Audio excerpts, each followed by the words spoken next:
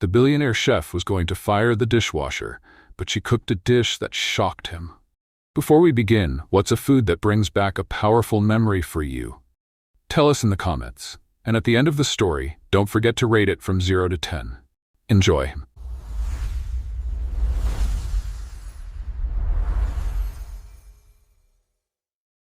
The kitchen of Aura, Julian Maxwell's 3 Michelin-star restaurant, was not a place of joyful creation. It was a silent, stainless steel operating theater where food was not cooked, but engineered. Julian, a culinary demigod at 35, ran his kitchen with the cold precision of a heart surgeon. Every vegetable was cut to the exact millimeter. Every sauce was heated to 1/10 of a degree. Every plate was a masterpiece of geometry and technique. Emotion in Julian's kitchen was an unwelcome spice. It was messy, unpredictable, and had no place in his pursuit of perfection. This relentless pursuit was also why his kitchen staff had the turnover rate of a fast food joint. He didn't yell, he didn't throw things. He did something far worse. He dismissed people with a quiet, soul-crushing finality for the smallest of infractions. A misplaced garnish, a slightly over-whisked hollandaise, a single drop of sauce marring the pristine white of a plate, all were grounds for immediate termination. And tonight, his laser-focused gaze of disapproval had found a new target: the dishwasher. Isabella, Izzy Rossi had been working in the dish pit of Aura for 2 months. To Julian, she was just a pair of hands, a functionary in the background of his culinary stage. He barely knew her name. But Izzy was not just a dishwasher. She was a secret observer, a silent student in the temple of a god she didn't believe in. From her steamy corner of the kitchen, she saw everything. She saw the fear in the young chef's eyes. She saw the beautiful, technically perfect food that came out of the kitchen. Food that she knew, with a certainty that came from a deep instinctual place, was missing its soul. She would watch the plates come back, often half-eaten, and she knew why. The food was brilliant, but it didn't make you feel anything. It didn't taste like a memory. It didn't taste like home. Izzy was a splash of vibrant, chaotic life in Julian's sterile world. She hummed quiet, cheerful tunes as she worked, a habit that drove the head chef to distraction. She arranged the clean dishes in patterns that were efficient, but also, to her eye, more beautiful. And she tasted. Every scrap of leftover sauce, every discarded piece of perfectly seared fish, every spoonful of soup left in a pot, she would taste it, her brow furrowed in concentration, analyzing, learning, and always thinking the same thing. It's good, but it's not alive. The night of the incident was a particularly tense one. A powerful and notoriously difficult food critic was dining in the main room, and the entire kitchen was on edge. The air was thick with the scent of bleach and ambition. The tomato and basil soup for table 7. The sous chef, a nervous young man named David, called out, placing a small, elegant bowl on the pass. Izzy was on her way to collect a rack of dirty plates when she passed by. She caught the scent of the soup. It was a perfect, technically executed aroma of roasted tomatoes. But something was missing. The vibrant, sunny punch of fresh basil was absent, replaced by the duller note of dried herbs. It was a tiny detail, a shortcut taken in the heat of a busy service, but to Izzy it was a culinary crime. She saw David turn his back to grab a garnish. On the prep station, there was a small pot of fresh, fragrant basil. On an impulse she couldn't explain, an act of pure, instinctual rebellion, she did it. She plucked a single, perfect basil leaf, crushed it gently between her fingers to release its oils, and let it fall into the center of the pristine orange soup. It was a ghost of a touch, a whisper of green in a sea of red. It was perfect, and it was the exact moment Julian Maxwell walked up to the pass. He stopped dead. His eyes, the color of a stormy sea, narrowed on the single offending basil leaf. He didn't look at the soup. He looked at Izzy. "What?" he said, his voice dangerously quiet. "Did you just do?" Izzy froze, her hand still hovering in the air. The entire kitchen seemed to stop breathing. The clatter of pans, the sizzle of the grill, it all faded into a deafening silence. I just added a basil leaf, chef," she stammered, her heart pounding. "The soup, it needed a little freshness." Julian picked up the bowl. He looked at it as if it contained a deadly poison. Then he looked back at her, his face a mask of cold, controlled fury. "You," he said, each word a perfectly enunciated drop of ice. "The dishwasher. You thought you could improve on my recipe? It wasn't about improving, she tried to explain. It was just, the story of the dish felt incomplete. The story? He let out a short, incredulous laugh that held no humor. This is a kitchen, Miss Rossi, not a library. Your job is to wash the dishes, not to edit my food. He placed the bowl back on the counter with a sharp final click. You're fired. Get your things and get out. The words hung in the air. Izzy felt the blood drain from her face. She had known it was a risk, but the swiftness, the absolute finality of his judgment stole her breath. She saw the other chefs staring, some with pity, some with a kind of morbid satisfaction. She opened her mouth to say something, anything, but at that exact moment, the front-of-house manager, a woman named Catherine, burst through the swinging doors, her face pale with panic. "Chef, we have a problem," she said, her voice a tense whisper. "Antoine Dubois. Table 7. He sent back the main course. He says it's technically flawless, but emotionally bankrupt." A collective gasp went through the kitchen. Antoine Dubois, the legendary food critic known as the Executioner, the man whose review could make or break a restaurant overnight, had sent back a dish. It was an unprecedented disaster. Julian's face went from angry to ashen. His entire reputation was on the line. "What does he want?" Julian demanded. "He says," Catherine said, consulting her notepad with trembling hands, "that he wants something surprising, something real. He said, and I quote, 'Tell your chef to stop cooking with his brain and start cooking with his heart, if he still has one.'" The kitchen was in chaos. The chefs scrambled, proposing new, complex dishes, but Julian knew it was hopeless. Dubois didn't want another technically perfect creation. He wanted something they didn't know how to make. He wanted a story. And then his gaze fell on Izzy, who was still standing by the pass, her face a mixture of shock and a strange, quiet resolve. He looked at her, then at the tomato soup she had edited, which was still sitting there, its single basil leaf a small green flag of defiance. An idea, born of pure abject desperation, sparked in his mind. It was insane. It was illogical. It was professional suicide. "You," he said, his voice low and intense, pointing at Izzy. She looked at him, startled. "Me? You think food should tell a story? You think you know what real food is?" He gestured to the chaotic kitchen. "Fine. You want a chance? Here it is. You cook for Antoine Dubois. You make him something real."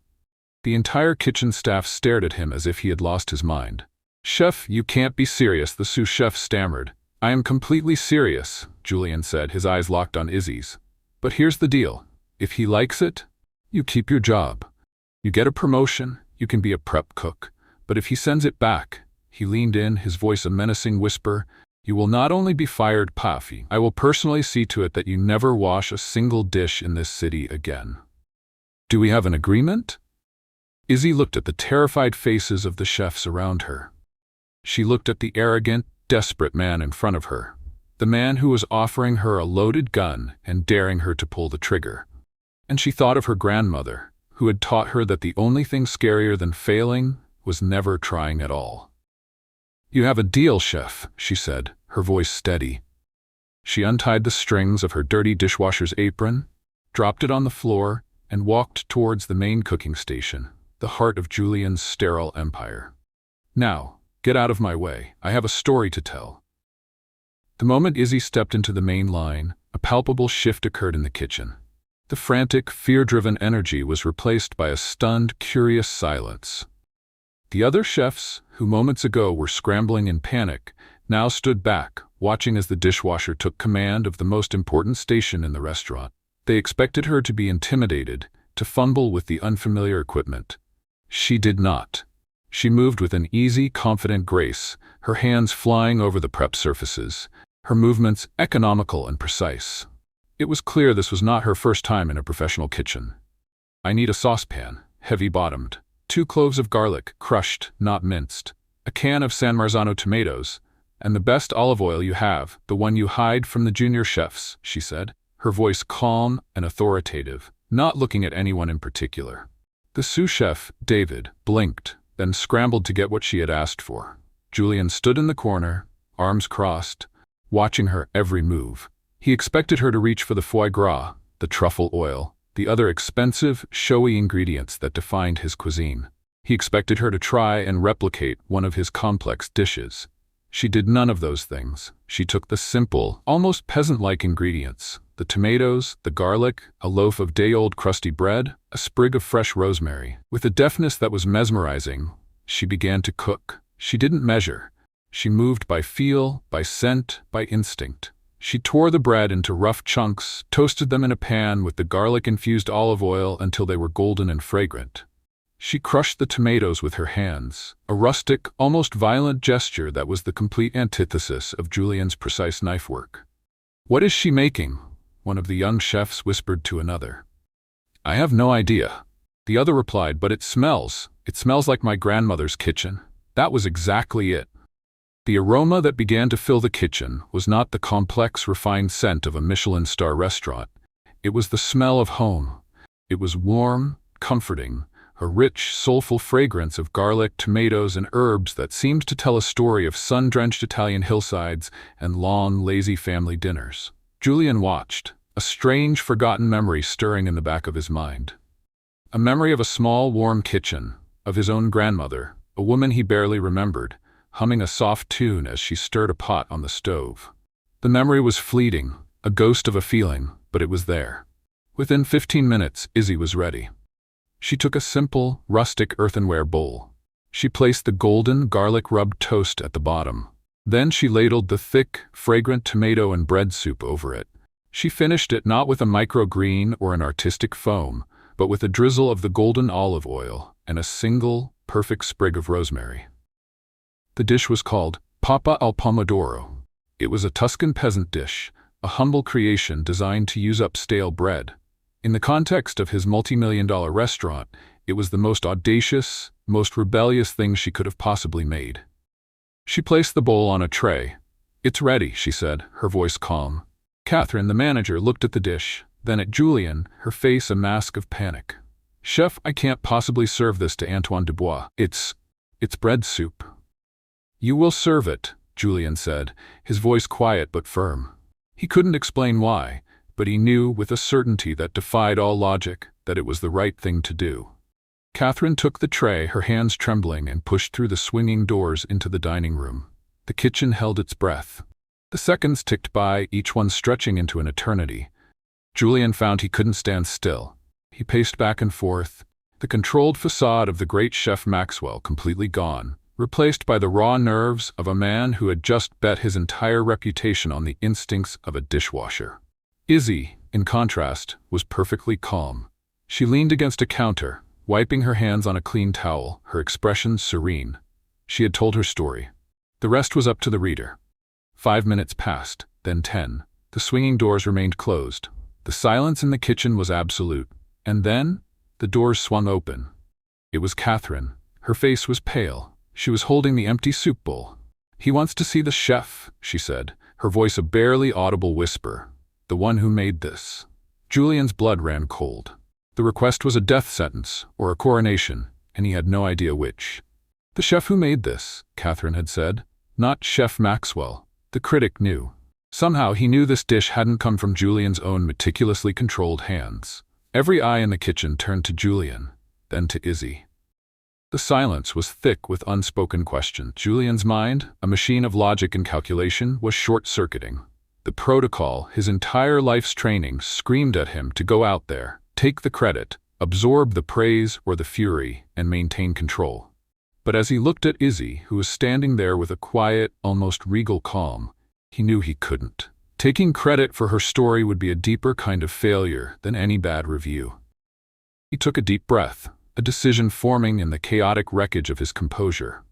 "You heard her," he said to Izzy, his voice a low command, but with a new, unfamiliar undertone of respect. "He wants to see you. Go." Izzy's eyes widened.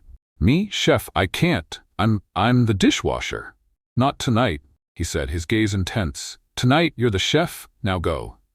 David, the sous chef, quickly untied his own crisp white apron and held it out to her. Izzy looked at the apron, then at Julien's unwavering stare. She took another deep breath, tied the clean apron over her simple gray uniform, and pushed through the swinging doors, leaving a kitchen full of stunned chefs in her wake. Julien walked to the small, circular window in the door, watching her as she crossed the opulent dining room. She moved with a confidence he had never seen in her, her posture straight, her head held high. She wasn't the invisible woman from the dish pit anymore. She was a chef walking to meet her judgment. She stopped at table 7. Antoine Dubois, a man whose sharp, critical face was known to every chef in the world, stood up. He was not a large man, but he had an aura of immense power. He looked at Izzy, taking in her simple uniform peeking out from under the borrowed apron, and a slow, intrigued smile spread across his face. Julien couldn't hear what they were saying, but he could see the pantomime. Dubois gestured to the empty bowl, speaking with animated hands. Izzy listened patiently, then responded, her own gestures small and expressive. The critic laughed, a real, genuine laugh, a sound that was as rare and as valuable in the culinary world as a perfect truffle. He then did something that made Julien's heart stop. He extended his hand. Izzy shook it. Then, he turned to the rest of the dining room and began to applaud. Slowly at first and then with growing enthusiasm, the other diners, sensing a moment of history, joined in. The applause rolled through the dining room and into the kitchen, a wave of sound that was both a victory and a revolution. When Izzy walked back into the kitchen, her face was flushed, but her eyes were shining. "He loved it," she said, her voice a mixture of disbelief and quiet pride. He said it reminded him of his childhood, of his mother's cooking. The kitchen staff, who had been watching her with a mixture of suspicion and awe, erupted in spontaneous cheers. They surrounded her, patting her on the back, asking her questions.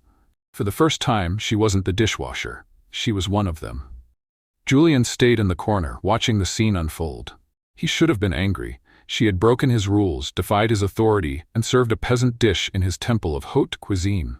But he wasn't angry. He felt a complex, unsettling cocktail of emotions: relief, admiration, and a profound, humbling curiosity. Who was this woman? The next morning, the review from Antoine Dubois went live. It wasn't just a review. It was a love letter. "Last night at Aura it began. I did not have a meal. I had a memory. In a world of foams, gels, and sterile perfection, I was served a simple bowl of bread soup. It was a dish with no pretense, no technique to hide behind. It was a dish with a soul. It was, without a doubt, the most honest and most brilliant thing I have eaten all year. It seems that Chef Maxwell has a new secret weapon in his kitchen, and I for one cannot wait to see what story she tells next." The review sent shockwaves through the culinary world. By noon, the phone at Aura was ringing off the hook. Reservation requests for the next 6 months, media calls, even a producer from a major cooking show. Julien called Izzy into his office. She walked in, still in her cleaning uniform, her posture a little more confident, but her eyes still cautious. "I assume you've seen it," he said, gesturing to the review on his computer screen. "I saw it," she said quietly. He leaned back in his chair, his fingers steepled, his face unreadable. "So," he began, "we had a deal. You cooked for the critic. He liked it. You keep your job. You get a promotion." "Prep cook, I believe I said." He paused. "The position is yours, if you still want it." Izzy looked at him, trying to read the man behind the cold corporate mask. "And what do you want, chef?" The question seemed to catch him off guard. "What I want," he said slowly, "is to understand. Where did you learn to cook like that? That wasn't a dish you learn in a culinary school.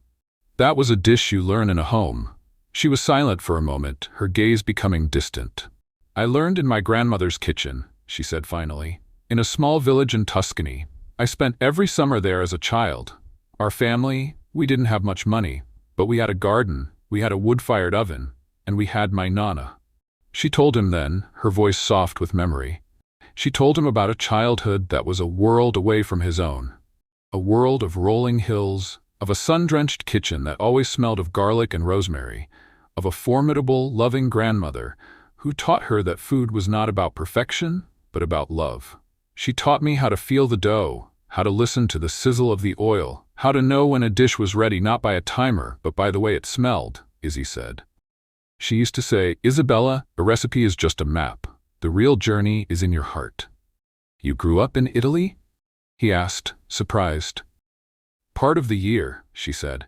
"My father was a history professor. He would take us with him on his research trips. So I grew up between two worlds, the academic, quiet world of libraries in America and the loud, chaotic, wonderful world of my mother's family in Italy." She smiled, a sad, nostalgic smile. "It was a good life." "What happened?" he asked gently, his usual professional brusqueness completely gone. "Life happened," she said with a shrug. "My father got sick, a long, expensive illness. We lost everything. The house, the savings, the trips to Italy. After he passed, my mother and we just had to survive. I took whatever jobs I could find, and cooking for others became a luxury I couldn't afford. It was easier to just wash the dishes." He listened, the story painting a picture of a life that was so much richer and more complex than he could have ever imagined. He had seen a dishwasher. He had not seen the girl who had grown up in a sun-drenched Tuscan kitchen, who had learned the secrets of a soulful cuisine at her grandmother's side. "So, the prep cook position," he said, bringing the conversation back to the present. "It's yours. Higher salary, better hours. You'd work directly under David." Izzy looked at him, and for the first time he saw a flicker of her old, defiant fire. "No," she said. He was taken aback. "No? No, thank you, chef," she said, her voice polite but firm. "I don't want to be a prep cook. I don't want to spend my days perfectly dicing carrots for someone else's dish. I don't want to just be another pair of hands in your perfectly organized machine." "Then what do you want?" he asked, genuinely confused. She took a deep breath. "I want a chance. A real one. I want to cook my own food. The food of my grandmother. The food that tells a story. I want you to give me one night. Just one. Let me take over the kitchen and create a special menu. A Tuscan memories tasting menu. If it works, if the customers love it, then we can talk about a real position. A position as a chef, not just a cook." It was an insane proposal. She was asking him to hand over the keys to his 3 Michelin-star kingdom to a dishwasher with no formal training. It went against every rule, every instinct, every carefully calibrated data point in his entire being. He looked at her, at the passion and the unshakable belief in her eyes.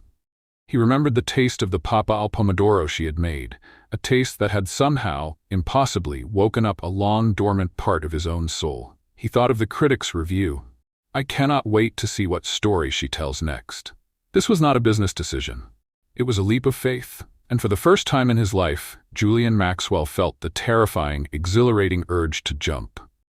"You have one night," he said, his voice a low, serious whisper. "One night to tell your story, Miss Rossi." He stood up and extended his hand, not as a boss to an employee, but as one professional to another. "Don't disappoint me." She took his hand, her grip firm and steady. "Don't worry, chef," she said, a slow, confident smile spreading across her face. "It's going to be a story you'll never forget." The week leading up to Tuscan night was a quiet storm in the heart of Aura. Izzy was a whirlwind of focused energy. She didn't just plan a menu, she curated an experience. She spent hours on the phone with small, family-owned farms, sourcing the freshest, most authentic ingredients. She brought in her own earthenware plates and rustic linens, transforming the restaurant's minimalist tables into something warm and inviting. The kitchen staff watched her with a mixture of skepticism and grudging respect. She wasn't an easy leader. She was demanding, she was a perfectionist. But she was also fair. She didn't just give orders, she taught. She showed the young chefs how to knead pasta dough by hand, how to make a simple tomato sauce that tasted of pure sunshine, how to build layers of flavor with herbs and patience. Julian found himself drawn to the kitchen, a place he usually only entered to inspect or to critique. He would stand in the corner, a silent observer watching her work. He saw how she moved, how she tasted, how she seemed to have a deep, intuitive conversation with the food itself. He saw the respect she was earning from his team, not through fear, but through her undeniable passion and talent. The night of the event, the restaurant was sold out. The air was buzzing with anticipation. Antoine Dubois, the critic, was at his usual table, his expression unreadable. Back in the kitchen, Izzy was a calmed center in a storm of activity. She gathered her team for a final briefing. "Tonight," she said, her voice clear and strong, "we are not just serving food, we are serving memories. We are inviting our guests into my grandmother's kitchen. Every dish has a story. Tell that story on the plate. Cook with your hands, but more importantly, cook with your hearts. Let's do this." The first course went out, a simple bruschetta, but with bread she had baked herself, tomatoes from a local farm, and basil from a plant she had brought into the kitchen. Julian, watching from the pass, took a bite of a spare piece. It was simple. It was perfect. It was a taste of pure, unadulterated summer.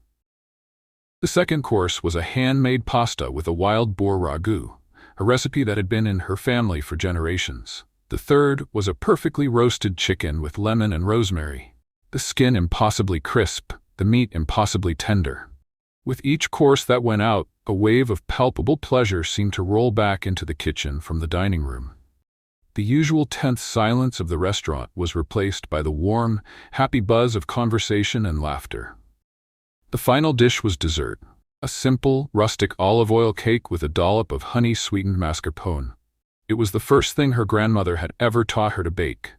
When the service was over, the kitchen was quiet, the staff exhausted but exhilarated. Julian walked over to Izzy, who was leaning against a counter, a tired but triumphant smile on her face. He didn't say anything.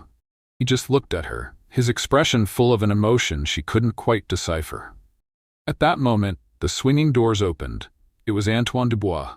He walked directly into the kitchen, a thing no critic had ever done before. The entire staff froze. He walked straight up to Izzy. He didn't speak. He just looked her in the eye. Then he did something even more shocking. He bowed, a deep, respectful bow. "Tonight, chef," he said, his voice full of a rare, genuine emotion, "you did not just cook a meal. You performed magic. You transported me. Thank you." He then turned, and without a glance at Julian, he walked out. Izzy stood there, tears welling in her eyes as her new team erupted in a roar of applause and cheers. She had done it. She had told her story, and the world had listened. Julian watched her, a proud, beautiful smile on his face, and he knew, with a certainty that was absolute, that his perfectly ordered, 3-Michelin-star world would never be the same. And he couldn't wait. The success of Tuscan night was not a fleeting moment. It was a seismic shift that permanently altered the landscape of Aura. The morning after, the culinary world was buzzing. Antoine Dubois' follow-up piece was not a review. It was a declaration. He didn't just praise the food. He announced the arrival of a new, vital voice in the world of fine dining. "Last night, Aura was not a restaurant. It was a home," he wrote. "And Isabella Rossi is not a chef. She is a storyteller whose medium is memory itself." Julian woke up to a reality he hadn't engineered. His perfectly controlled, world-renowned restaurant was now famous for something he couldn't quantify: soul. And the architect of this new reality was the woman he had been about to fire for putting a single basil leaf in a bowl of soup. He found her in the kitchen long before the rest of the staff arrived. She wasn't celebrating. She was quietly sharpening a set of old, carbon steel knives that looked like they had been passed down through generations. "Good morning, chef," he said, the title feeling both strange and completely natural on his tongue. She looked up, a small, tired smile on her face. "Morning, chef," she replied, a subtle but clear acknowledgement that they were now, in some way, equals. "The phones haven't stopped ringing," he said. "We're booked solid for the next year. They're all asking for the Tuscan menu." "That was a one-night-only story," she said, her focus returning to the whetstone. "Tonight, we tell a new one." And so began their strange and wonderful collaboration. Izzy was no longer the dishwasher or a prep cook. Julian created a new position for her, one that had never existed in the rigid hierarchy of his kitchen: co-head chef. It was a move that sent shockwaves through his corporate board, but he didn't care. He knew he had found something rarer than a perfect Michelin rating: a true partner. Their creative process was a beautiful, chaotic dance of opposites. He was the architect. She was the poet. He would design a dish with technical precision, focusing on the structure, the balance of textures, the visual geometry. She would then taste it, close her eyes, and find its emotional core. "It's brilliant, Julian," she'd say, tasting a perfectly constructed scallop dish. "But it's cold. It's a beautiful equation, but it doesn't sing. What's the story?" He would stare at her, completely baffled. "It's a scallop. Its story is that it was sustainably sourced from the coast of Maine." She would shake her head. "No, that's its biography. What's its story?" She would then add a squeeze of charred lemon, a sprinkle of smoked paprika, a single unexpected sprig of dill. "Now," she'd say, handing him a bite, "now it tastes like a memory of a seaside bonfire. Now it sings." And he would taste it, and he would have to admit, with a mixture of frustration and awe, that she was right. He, in turn, tempered her wild, rustic creativity with his own refined technique. He taught her how to plate with the precision of a surgeon, how to clarify a consommé until it was as clear as glass, how to balance flavors with a scientific understanding of taste. He gave her a framework for her art. She gave his framework a soul. The kitchen at Aura was transformed. The tense, silent operating theater became a vibrant, collaborative workshop. There was still discipline, still an unwavering commitment to excellence, but now there was also laughter. Izzy had a habit of blasting upbeat Italian folk music during prep time, a practice that initially made Julian's eye twitch, but eventually he found himself tapping his foot to the rhythm. Their relationship deepened in the long, exhausting hours they spent together. They would be the first to arrive and the last to leave, often sharing a simple meal of pasta and wine in the empty dining room after the last customer had gone, talking for hours about food, about life, about the ghosts of their pasts. She learned about his lonely childhood, a boy raised by nannies in a series of sterile, beautiful houses, his parents always traveling, always busy, building their own empires. She learned that his obsession with perfection was not about arrogance, but about a deep-seated fear of failure, a fear that had been drilled into him since he was a boy. He learned more about her life in Tuscany, about her fierce, loving grandmother, about the heartbreak of watching her father's health decline. He learned that her quiet strength was a shield, forged in a lifetime of having to be the strong one, the one who took care of everyone else. One night, as they were sharing a bottle of wine, he asked her a question that had been on his mind for weeks. "Why did you stay a dishwasher for so long, Izzy? With your talent, you could have been running your own place." She was quiet for a moment, swirling the wine in her glass. "Because I was afraid," she admitted, her voice a low whisper. "After my father died, after we lost everything, I lost my confidence. Cooking was tied to so much of that pain, to the memory of the life we had lost. It was easier to just wash the dishes. It was safe. There were no expectations, no risk of failing." She looked at him, her eyes shining with a new, fragile hope. "You," she said, "you were the one who made me brave enough to cook again." The admission was a raw, vulnerable thing, and it shifted the ground beneath them. He reached across the table and took her hand, his thumb gently stroking her knuckles. The professional line they had managed to maintain, the safe distance of co-head chefs, was becoming impossible to hold. The world outside their kitchen bubble, however, was not as understanding. The more successful Aura became, the more the traditional culinary establishment grew skeptical.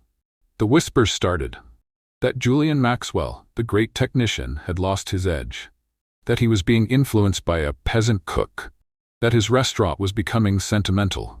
The pressure came to a head when they received the invitation to compete in the Golden Ladle, the most prestigious and ruthless cooking competition in the world.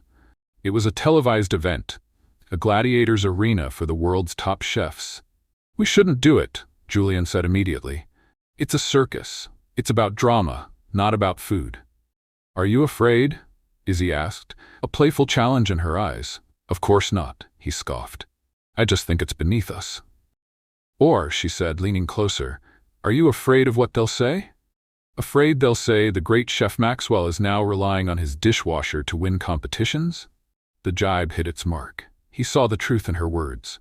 A part of him was still the man who cared desperately about his reputation, about the perception of his peers. "And what if we lose?" he asked. "Then we lose," she said with a shrug. "We come back here and we cook another dinner." "But what if we win, Julian? What if we show all of them that food cooked with heart isn't a weakness, but the most powerful ingredient of all?" Her belief in them was infectious. He looked at her, at the fire in her eyes, and he felt his own fears recede. "Okay," he said, a slow smile spreading across his face. "Let's go show them what a story tastes like." The set of the Golden Ladle was a high-tech, high-stress battlefield. The other chefs were a who's who of the culinary world, all with massive egos and intimidating reputations. Izzy, in her simple chef's whites, with her inherited carbon steel knives, looked completely out of place, and that was her greatest strength. The competition was a grueling, multi-day affair. In the first round, the theme was deconstruction. The other chefs created elaborate architectural dishes, a deconstructed bouillabaisse, a cubist interpretation of a Caesar salad. Julian's instinct was to follow suit, to create something technically brilliant. But Izzy stopped him. "No," she said. "Let's not deconstruct, let's reconstruct." Their dish was a simple, perfect, handmade raviolo filled with a single liquid egg yolk, served in a pool of brown butter and sage. When the judges cut into it, the golden yolk spilled out, creating its own sauce. It wasn't deconstructed. It was a perfect, self-contained story of comfort and surprise. They won the round easily. The second round was innovation. The chefs used liquid nitrogen, sous vide machines, and molecular gastronomy to create futuristic dishes. "This is your world," Izzy said to Julian. "Show them what you can do." He did. He created a dish that was a masterpiece of technique, a transparent sphere of tomato water that exploded in the mouth, releasing the flavors of a classic gazpacho. But then Izzy added her touch. She served it with a single, perfectly grilled piece of rustic bread, rubbed with garlic. "Every future needs to remember its past," she whispered to him. The judges were captivated. It was the perfect marriage of his technique and her soul. They won again.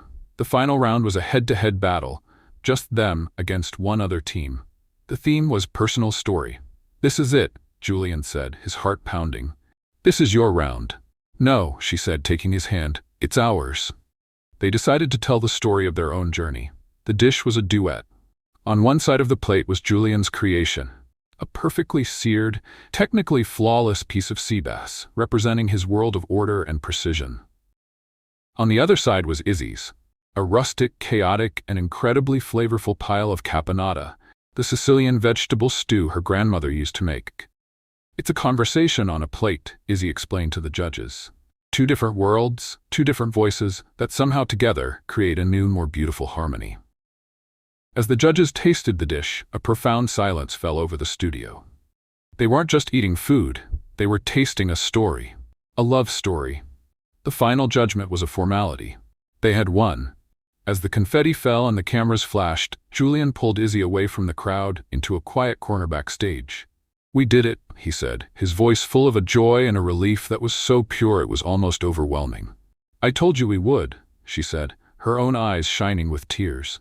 He looked at her, at this incredible, brilliant, brave woman who had walked into his life and turned it into the most beautiful story he had ever known. And he knew, with a certainty that was absolute, that this was no longer about a competition or a restaurant or a reputation. "Izzy," he began, his voice suddenly serious. "What is it, Julian?" I think I'm in love with you," he said, the words feeling both terrifying and completely right. She didn't answer. She just smiled, a slow, beautiful smile. Then she stood on her toes, pulled his face down to hers, and kissed him. A deep, celebratory kiss that tasted of victory, of rosemary, and of home. Winning the golden ladle was like dropping a match into a fireworks factory. The culinary world exploded. Julian and Izzy weren't just the talk of the town. They were an international sensation. They were the technician and the storyteller, a duo that had shattered the conventions of fine dining. Their faces were on the cover of food magazines. They were inundated with offers for television shows, cookbooks, and product endorsements. Aura, their once quiet temple of gastronomy, became the most sought-after reservation on the planet. For Julian, the fame was a familiar, if slightly more intense version of what he had always known.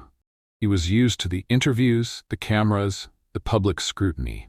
For Izzy, it was like being thrown into the deep end of a very strange, very fast-moving swimming pool. "They want me to judge a celebrity cupcake bake-off," she said one morning, staring at an email on her new, company-issued laptop with a look of pure horror. "They think I'm an expert on cupcakes. Julian, the last cupcake I made was in home economics, and it came out looking like a small, sad, brown rock." Julian laughed, coming up behind her and wrapping his arms around her waist, resting his chin on her shoulder. "Just tell them a story about the cupcake's emotional journey," he whispered in her ear. "They'll love it." Their relationship, in the quiet moments away from the cameras, was a beautiful, tender thing. They were deliriously happy, discovering the simple, profound joy of being in love. He loved the way she would leave little notes for him in his cookbooks, arguing with the author in the margins. She loved the way he would try to explain complex financial derivatives to her, using pasta shapes as visual aids. They were two different languages, finally learning to translate each other. But the pressure of their newfound fame began to create subtle fractures in their idyllic world. The culinary establishment, while forced to praise their talent, was not entirely welcoming. Old guard chefs whispered that Izzy was a flash in the pan, a gimmick, and that Julian had sold out, sacrificing his legendary precision for sentimental nonsense. The criticism didn't bother Izzy. She had faced worse than a few snobby chefs, but it burrowed deep under Julian's skin. His entire identity had been built on the foundation of technical perfection and the respect of his peers. Now, for the first time, he was being accused of going soft. The first real fight they had was over a fennel foam. Julian had spent 2 days perfecting it, a marvel of molecular gastronomy. Izzy tasted it, made a face, and said, "It tastes like sad, airy licorice. Why can't we just roast the fennel? Give it some color, some life." "Because this is a 3-star restaurant, Izzy, not your grandmother's trattoria," he snapped, his voice sharper than he intended. The stress of a long week, a critical article he had just read, and his own lingering insecurities had boiled over. The kitchen went silent. Izzy stared at him, the hurt in her eyes a visible, palpable thing.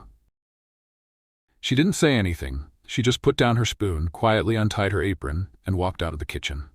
He found her an hour later, sitting on a bench in the small park behind the restaurant. "I'm sorry," he said, his voice a low, miserable murmur as he sat down beside her. "That was unforgivable." "No," she said, not looking at him. "It was honest. That's what you really think, isn't it? That my food, my storytelling, is just a charming, rustic sideshow to your real, serious cuisine." "That's not true," he protested. "Isn't it?" she asked, finally turning to face him. "Julian, I know I don't have your training. I know I don't know the difference between a sous vide and a sonnet. But I know what food is supposed to do. It's supposed to make people feel something. And sometimes, I think you're so busy creating perfect, empty sculptures that you forget that." Her words were a direct hit to the core of his oldest, deepest fear, that for all his technical brilliance, he was incapable of creating real human connection. "I'm afraid," he admitted, the confession a raw, difficult whisper. "I'm afraid that without the perfection, without the technique, there's nothing there. That I'm emotionally bankrupt, just like Du Bois said." She looked at him, the anger in her face softening into a deep, profound empathy. "You are not empty, Julian," she said, her voice gentle now. She reached out and placed her hand on his chest, right over his heart. "You just have a story you're still afraid to tell. But it's in there. I can feel it." He leaned into her touch, a profound sense of relief washing over him. This was what a real partnership was. It wasn't just about celebrating the victories. It was about navigating the fears, the insecurities, the messy, complicated truths. The opportunity for Julian to tell his own story came in the form of a prestigious invitation. They were asked to be the guest chefs for a state dinner at the White House. It was the highest honor a chef could receive, a terrifying, once-in-a-lifetime opportunity. "We have to create a menu that represents the best of American cuisine," Julian said, his mind already spinning with technical possibilities. "No," Izzy said, a thoughtful look on her face. "We have to create a menu that tells the story of America, the real one." For the next 2 weeks they worked on the menu, and it became a deep, collaborative exploration of their own pasts. They didn't focus on the traditional fine dining staples of lobster and steak. They built a menu around the stories of the country's unsung culinary heroes. The first course was inspired by the simple, soulful dishes of the South, a tribute to the African-American chefs who had laid the foundations of American cuisine.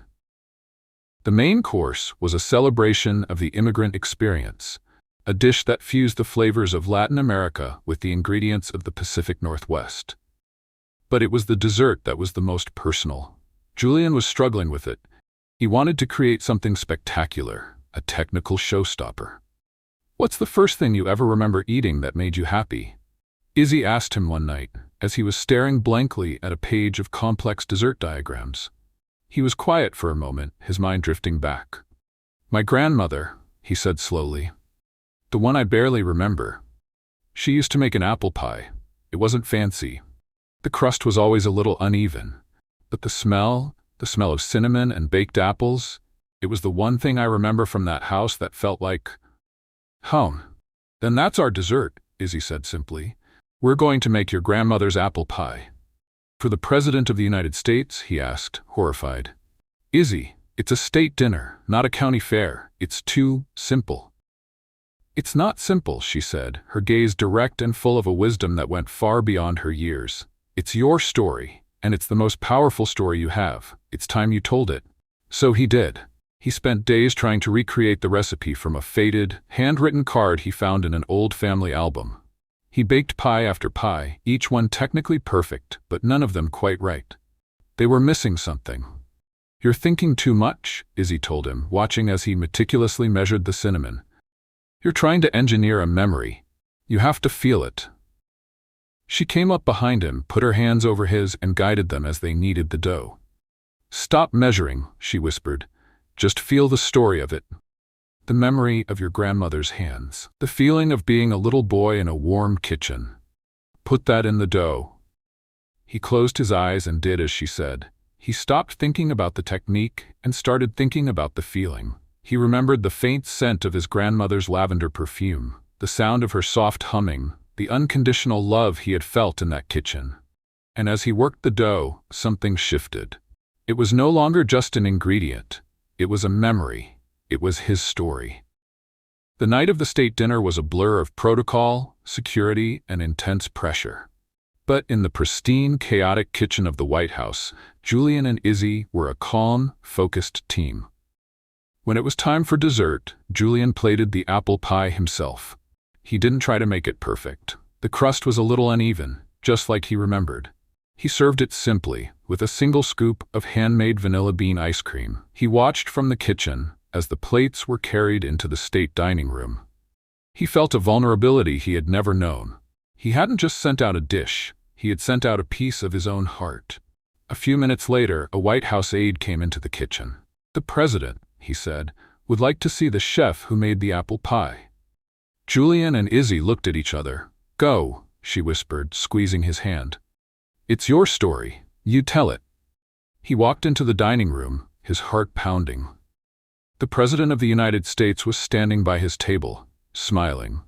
Chef Maxwell, he said, extending his hand.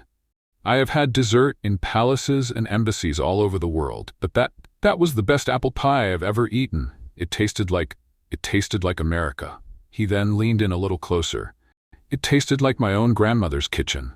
Thank you for that. Julian stood there in the heart of the most powerful house in the world, and he felt a sense of validation that had nothing to do with Michelin stars or critical acclaim. He had not just created a perfect dish. He had created a connection. He had told his story, and it had been heard. On the flight back to New York, as the city lights came into view, he turned to Izzy, who had fallen asleep on his shoulder. He watched her for a long time, the quiet, brilliant, compassionate woman who had walked into his life and taught him how to cook again, how to lead again, how to live again. He knew their journey wasn't over. He knew there would be other challenges, other fights, other moments of fear and doubt, but he also knew that he would never be alone in his fortress again. He had a partner. He had a home. And for the first time, he understood that the most beautiful stories are not the ones that are perfect, but the ones that are shared. He gently brushed a stray curl from her face and whispered into the quiet of the airplane cabin, a promise that was for her alone. I love you, he said. And he knew, with every fiber of his being, that it was a story he would be telling for the rest of his life. Returning from Washington, D.C. was like coming down from a mountaintop. The air in their normal lives felt different, charged with the energy of what they had accomplished together. The White House dinner had cemented their status not just as culinary superstars, but as a genuine power couple, a perfect fusion of technical brilliance and soulful storytelling. But for Julian and Izzy, the public acclaim was just background noise.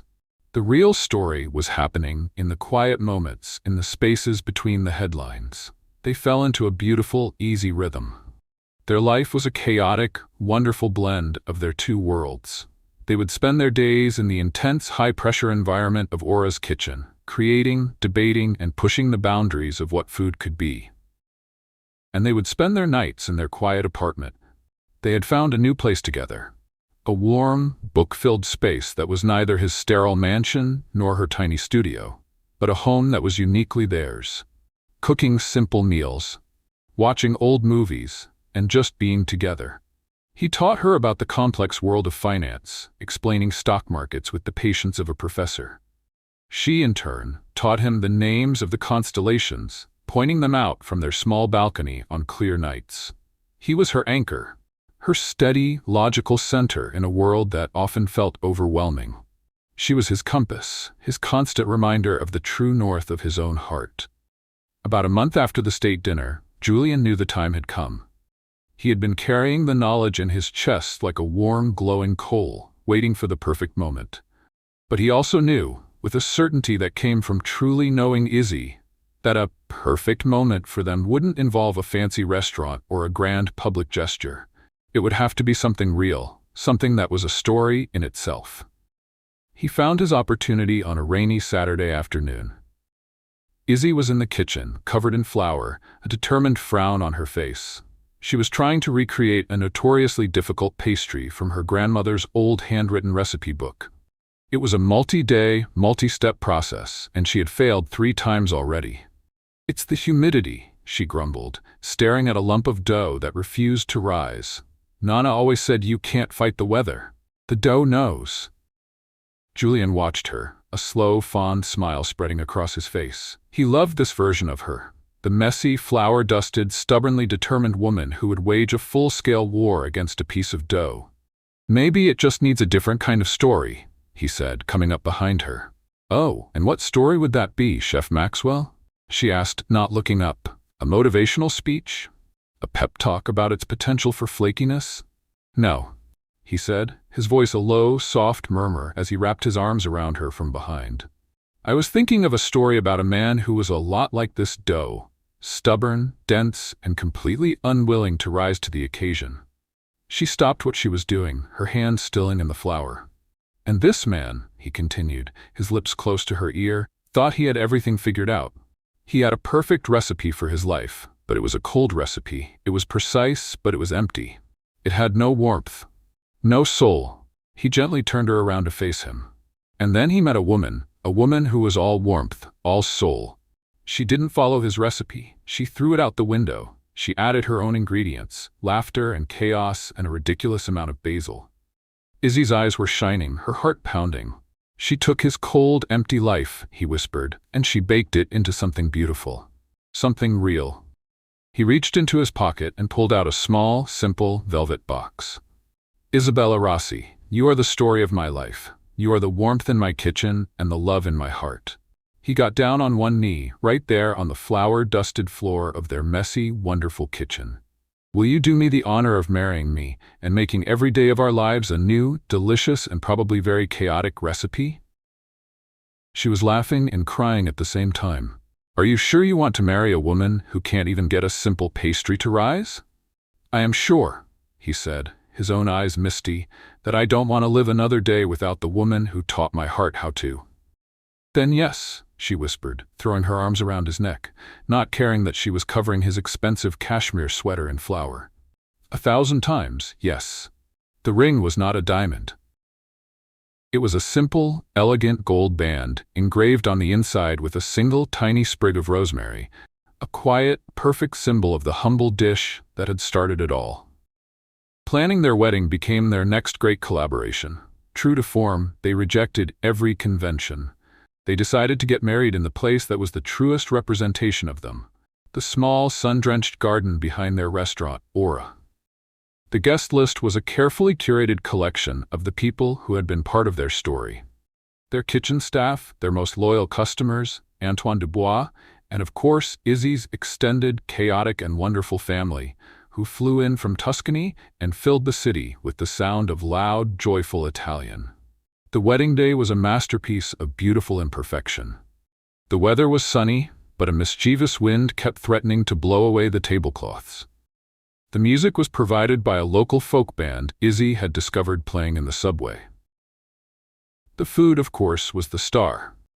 They didn't have a formal sit-down meal. Instead, they created a series of food stations, each one telling a different chapter of their story. There was a station for Papa al Pomodoro, a station for Julian's grandmother's apple pie, and a station dedicated to the disastrous fennel foam, now served with a wink and a smile as a deconstructed licorice cloud.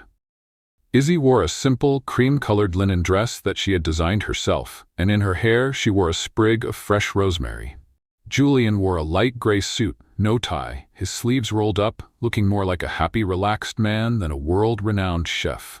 They were married by her grandmother, who had been ordained online for the occasion and delivered a ceremony that was a hilarious and heartwarming mix of traditional vows, unsolicited cooking advice, and thinly veiled threats to Julian about treating her granddaughter right.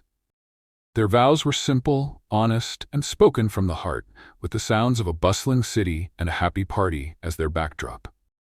"Julian," Izzy said, her hands in his, "you are the salt to my sugar, the technique to my chaos. You taught me to trust in my own story. I promise to always add a little too much garlic to our lives, and to love you even when your sauces are more perfect than mine." "Izzy," he replied, his voice full of a deep, abiding love, "you are the soul in my kitchen. You taught me that the best ingredients are not the rarest, but the most honest. I promise to always let you win our arguments about basil, and to spend the rest of my life trying to create a life with you that is as beautiful and as full of flavor as you are." Their first kiss as husband and wife was met with a roar of applause, a shower of olive leaves, and the triumphant sound of a cork popping from a bottle of Prosecco. The reception was not a party, it was a festival. There was dancing, there was storytelling, there was an impromptu pasta-making competition that Julian, to his mock horror, lost to Izzy's formidable 90-year-old great-aunt.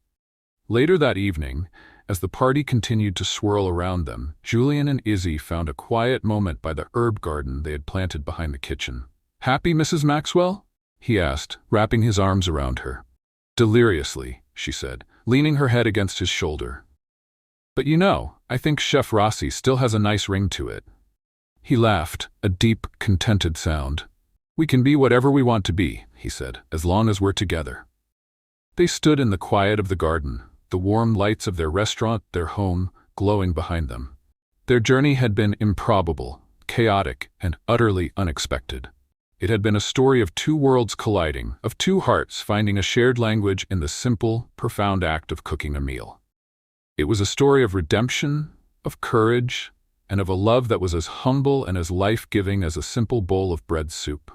And they both knew, with a certainty that was as solid and as real as the ground beneath their feet, that it was the best story they would ever tell. Married life was not a quiet epilogue to their story. It was a vibrant, ongoing conversation. The kitchen at Aura, once the sole domain of Julian's precise vision, became a true collaborative space, a daily dialogue between his technique and her soul. Their partnership was electric, and the culinary world watched, fascinated. They were no longer just Julian Maxwell and Isabella Rossi. They were a singular entity, Julian and Izzy, a brand that represented a new kind of fine dining, one that was both intellectually stimulating and deeply emotionally satisfying. Their home life was a similar fusion of beautiful chaos. Julian, the man who once had his books organized by the color of their spines, now found his living room filled with Izzy's sprawling collection of antique cookbooks, her half-finished knitting projects, and the ever-present, faint dusting of flour that seemed to follow her everywhere. He discovered, to his own surprise, that he preferred it this way. The sterile silence he had once mistaken for peace was, he now realized, just loneliness. Her joyful mess was the sound of a life being fully lived. She, in turn, learned to appreciate the quiet rhythm of his more orderly world. She found a strange comfort in the way he organized the pantry, in his methodical approach to paying bills, in the steady, reliable presence that was the bedrock of his personality. He was the calm in her storm. She was the storm in his calm. They traveled, not to the stuffy, high-end resorts Julian had once frequented, but on culinary pilgrimages. They spent a month in a small village in Mexico, learning the secrets of mole from a group of formidable matriarchs. They traveled through Japan, not to the famous restaurants of Tokyo, but to tiny, family-run ramen shops and ancient soy sauce breweries. With every trip, their own culinary language grew richer, more complex, more deeply infused with the stories of the world. About a year after their wedding, during a quiet trip to the Tuscan village where her own story had begun, Izzy made a discovery.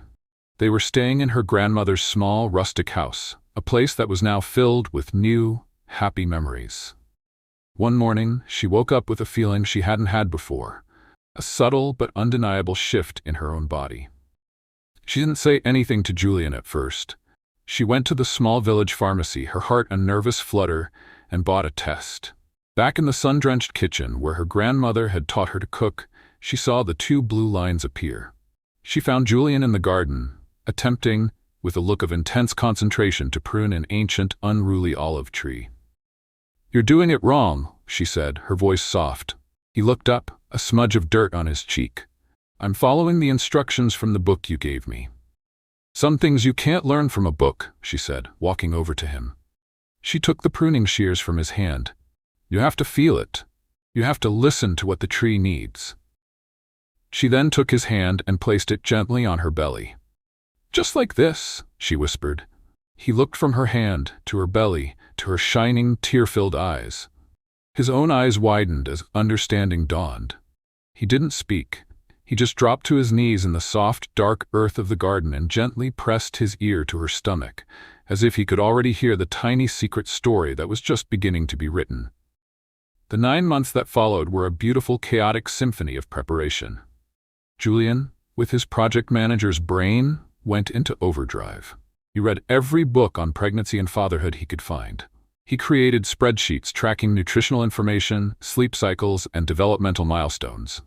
"Julian," Izzy said, laughing, as she found him creating a color-coded chart for different diaper brands. "This is a baby, not a corporate merger. You can't optimize it." "I can certainly try," he said, with a look of mock seriousness. Izzy, for her part, approached her pregnancy with the same intuitive, soulful energy she brought to her cooking. She talked to the baby, she sang to it. She filled their home with the scent of baking bread and simmering soups, convinced that the baby could taste the love. Their restaurant, Aura, became an extension of their new journey. They created a special cravings tasting menu, a playful, high-end take on classic pregnancy cravings, featuring dishes like a deconstructed pickle and ice cream, a surprisingly delicious creation involving a dill-infused granita and a sweet cream foam, and a single, perfect, handmade potato chip served with a dollop of crème fraîche and a single egg of the finest caviar. The critics were baffled and delighted. Their son Marco was born on a crisp autumn evening, a healthy, beautiful baby with his mother's warm brown eyes and his father's stubborn tuft of dark hair. Holding him for the first time, Julian felt a wave of love so powerful, so absolute, that it reconfigured his entire universe. All the Michelin stars, all the accolades, all the financial success, it was all just a pale imitation of this one, perfect, overwhelming feeling. Life with a baby was a whole new kind of beautiful chaos. The quiet, romantic nights were replaced by sleepless, milky ones. Their conversations about culinary philosophy were replaced by intense debates about the best way to soothe a colicky baby. Julian, the man who had once demanded absolute silence and order, now found his home filled with the constant, joyful noise of a happy child. He discovered that he was surprisingly good at changing diapers, that he had a talent for making silly faces that could elicit a gummy, perfect smile from his son, and that the most satisfying feeling in the world was not a perfect 5-star review, but the feeling of his son falling asleep on his chest. Izzy blossomed as a mother. She was a natural, a warm, loving, and endlessly patient presence in her son's life.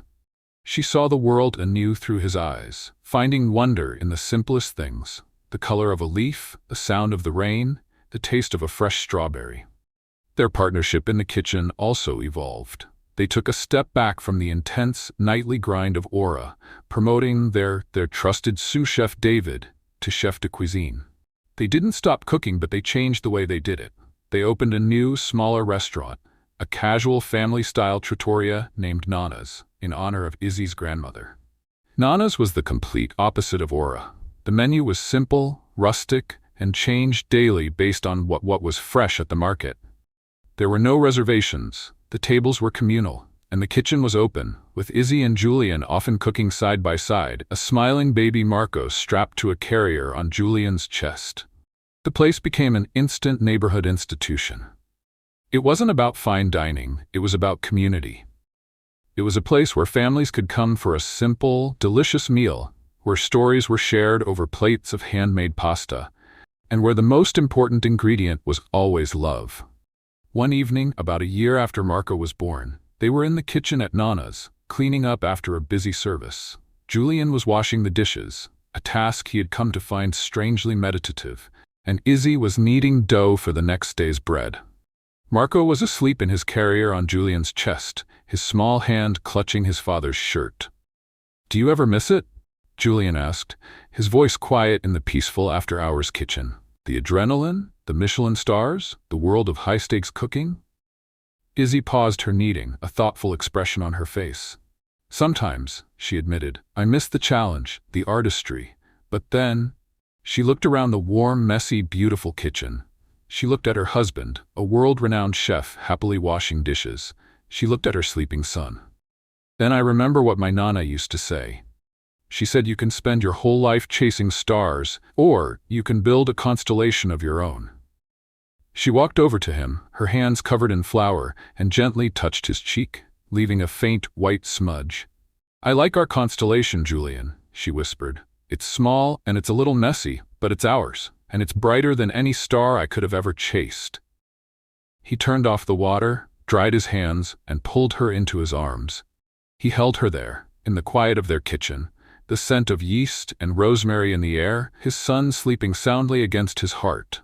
Their story had started with a single, rebellious act, a single dish that was a protest against a world of cold perfection. And it had become this, a life that was not perfect, but was real. A life that was not about impressing the world, but about building one of their own. A life that was, in every sense of the word, full. And he knew, with a certainty that was as warm and as nourishing as the bread she was making, that it was the most delicious story he would ever be a part of. Life at Nana's was a beautiful, chaotic dance. The restaurant became the heart of their new world, a place where their family and their community intertwined. Marco grew from a baby into a curious toddler, taking his first steps on the flour-dusted floor of the kitchen and learning his first words amidst the happy chatter of the dining room. His first word, much to Julian's mock dismay, was pasta. Julian and Izzy found a perfect rhythm as partners, both in life and in the kitchen.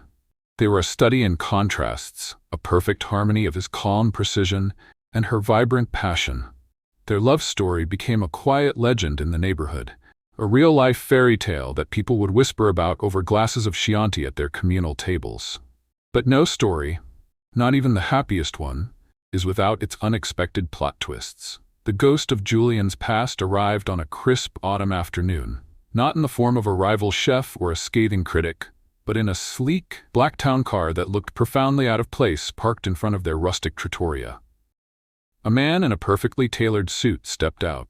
He was older, with sharp, intelligent eyes that were a mirror of Julian's own, but they were colder, harder, etched with a lifetime of corporate battles. It was Julian's father, a man he hadn't spoken to in over 3 years.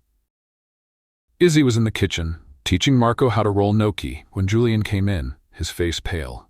"He's here," he said, his voice a low, tight whisper. "My father is here." Izzy's hands stilled on the dough. She looked at Julian, at the old, familiar tension that had suddenly returned to his shoulders. "What does he want?" she asked softly. "I have no idea," he said, "but it can't be good." Julian found his father in the empty dining room, looking around at the simple, rustic decor with an expression of barely concealed disdain. "Julian," his father said, his voice as cold and clipped as Julian remembered. "This is quaint." "What are you doing here, father?" Julian asked, forgoing any pretense of a warm welcome. "I need your help," his father said, the words sounding as if they were being physically pried from his throat. "The company, we're in trouble. A hostile takeover bid from a rival firm in Asia. They're ruthless. They're going to gut the company, sell it off for parts. The legacy our family built for 3 generations. It's about to be destroyed. Julian stared at his father, a man he had never seen ask for help in his entire life. "And what does that have to do with me?" he asked, his voice flat. "I walked away from that world, remember? You made it very clear I was no longer a part of it." "This isn't about us," his father said, a flicker of desperation in his cold eyes. "This is about the company, about the employees. Thousands of people will lose their jobs. You're the only one who can stop them. You're the only one who is as smart, as ruthless as they are." He was asking Julian to become the man he had fought so hard to leave behind. "I need the old you back, son," his father said. "Just for this one fight."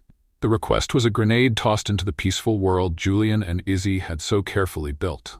For the next few days, a heavy, tense silence filled their home. Julian was a ghost, pacing the floors at night, torn between his new life and the pull of his old one.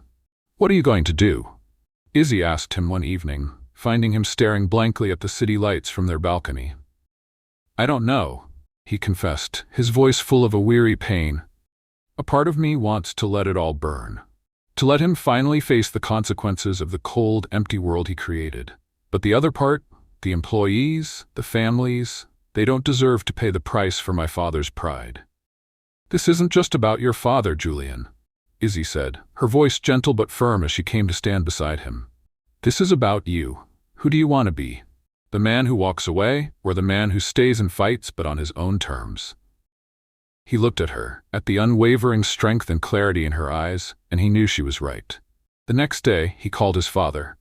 "I'll help," he said, "but not as the old me, not with the old rules. We do this my way."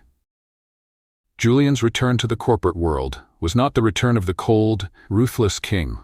It was the arrival of a new kind of leader. He didn't lock himself in a boardroom with a team of lawyers. He brought the battle to his own turf. He turned the private dining room at Nana's into his war room. He brought in his father and the remaining loyal board members and sat them at a rustic wooden table. And then he brought in his secret weapon, Izzy. "What is she doing here?" his father demanded, looking at Izzy as if she were an exotic and unwelcome appetizer. "She is my partner," Julian said simply. "And she is the smartest strategist I know. We will not win this fight with numbers and aggression. We will win it with a better story." For the next week, they worked. Julian, with his intricate knowledge of the corporate machine, dissected the rivals' takeover strategy. He found their weaknesses, their financial vulnerabilities. But it was Izzy who crafted their defense. "They're painting us as a dying, old-world empire," she said, pacing in front of a whiteboard covered in notes. "So we don't fight that. We embrace it and we flip the narrative. We're not old, we're timeless. We're not just a company, we're a family. We need to tell the stories of the people who built this company, the employees who have been with us for decades." With Izzy providing the core strategy, the company's marketing team launched a media campaign. They didn't produce slick corporate ads. They produced a series of short, beautiful documentaries. They told the story of the master craftsmen who had been making their company's signature product for 50 years. They told the story of the third-generation employee whose grandfather had worked alongside Julian's own. They told a story not of a corporation, but of a legacy of human connection. The campaign was a masterpiece. It didn't just win over the public. It won over the shareholders. It reminded them that they weren't just investing in a stock, they were investing in a story, in a community. The final battle was a tense, all-day shareholder meeting. The rival firm presented its case with a barrage of numbers, charts, and promises of ruthless efficiency. Then it was Julian's turn. He didn't use a PowerPoint. He stood in front of the shareholders, with Izzy by his side, and he spoke from the heart. He spoke of his father's vision, of his own mistakes, and of the new kind of company he was trying to build. A company that valued its people as much as its profits. "You can vote for the numbers," he concluded, his voice ringing with a new, quiet authority. "Or you can vote for the story. You can vote for a future built on stripping assets, or a future built on valuing them. The choice is yours." The vote was not even close. They won. The company was saved. That evening, Julian's father came to Nana's. The restaurant was closed, and only Julian and Izzy were there, cleaning up the war room. He didn't say anything at first. He just looked around the warm, inviting space. Then he looked at Izzy, who was wiping down the whiteboard. "Thank you," he said, the words quiet and full of a lifetime of unspoken emotion. "You didn't just save the company, you saved my son." Izzy just smiled. "He did most of the saving himself," she said. "I just reminded him of the recipe." After his father left, Julian walked over to Izzy. He took the marker from her hand and wrote a single word on the clean whiteboard: future. "Our future," he said, turning to her. "I think it's time we start planning the next course." She looked at him, her heart full. "I have a few ideas," she said, a familiar, mischievous sparkle in her eyes, "and I promise they are all completely chaotic and absolutely delicious." The victory over the hostile takeover was more than a business win. It was a defining moment for Julian. He had faced the ghost of his old self, the ruthless corporate raider his father had wanted him to be, and he had chosen a different path. He had won, not with aggression, but with a story. With Izzy's story. It was a lesson that settled deep in his bones and reshaped the man he was becoming. His relationship with his father was forever changed. The old tense dynamic of expectation and disappointment was replaced by a quiet, fragile respect. His father, humbled by the near loss of his life's work, began to see his son not as a failed successor, but as a new kind of leader. He started visiting Nana's on Sunday afternoons, a solitary figure at a corner table, quietly observing the beautiful, chaotic world his son and daughter-in-law had built. He never said much, but his presence was a silent acknowledgement, a slow, awkward, but genuine attempt at reconciliation. Life for Julian and Izzy settled into a new, beautiful rhythm. Their world was a vibrant tapestry woven from the threads of their two lives.